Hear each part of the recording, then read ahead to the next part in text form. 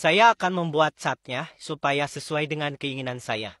Nah, di sini ada 3 option ya. 01, 02, 03. Dan persentasenya saya akan atur ya. Jadi persentase catnya saya akan atur. Misalnya masukkan 24 ya. Kemudian 02 saya masukkan 58. Kemudian 03 saya masukkan 17. Ini catnya sudah terbentuk dan saya masukkan, ini kan awalnya kosongnya. Saya masukkan 2000 untuk suratnya. Nah, di sini otomatis di sebelah kanan bisa terlihat ini sebagai data pengecohnya.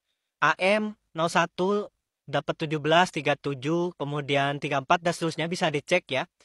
Dan di sini ada namanya TVZ 001. Nah, ini sampelnya tampilkan dengan 6 sampel ya. Nah, di sini ya, dari ke-6 sampel TVZ ini, rekan-rekan bisa lihat ada salah satu TPZ yang nilainya itu jauh sekali berbeda dengan yang lainnya. Nah, di TPZ 006 ya, sebelah sini.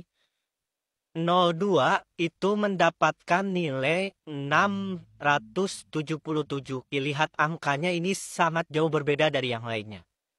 Nah, mungkin ada sesuatu yang terjadi di sini. Nah, setelah kita cek pas intinya itu ternyata nilai sebenarnya bukan 677 tapi nilainya 77. Jadi ada kelebihan 600 ya di sini ya. Nah, ketahuanlah di TPZ ini ada penggelembungan nilai sebesar 600 ya. Coba akan mengubah ya menjadi 77. Nah, nilainya sudah diperbaiki menjadi 77. Nah, akan tetapi setelah diperbaiki di TPZ 006 ini sudah benar, dia akan beralih nilainya ke TPZ lain ya. Jadi yang 600 di sini kelebihan akan lari ke TPZ 005. Kita coba ubah lagi setelah ketahuan ya.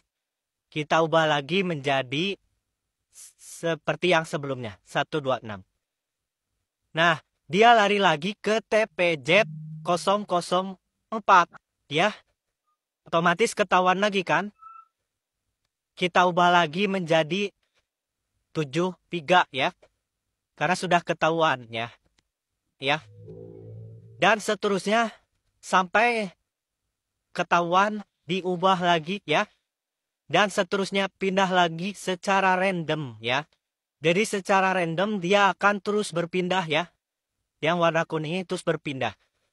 Dengan tetap mempertahankan nilai persentase ini ya. 58. Walaupun ini penggabungan. Tapi setiap ketahuan itu akan diperbaiki dan dia akan pindah lagi ke tempat yang lain. Bayangkan kalau posisi TPZ ini ada di Aceh misalkan ya.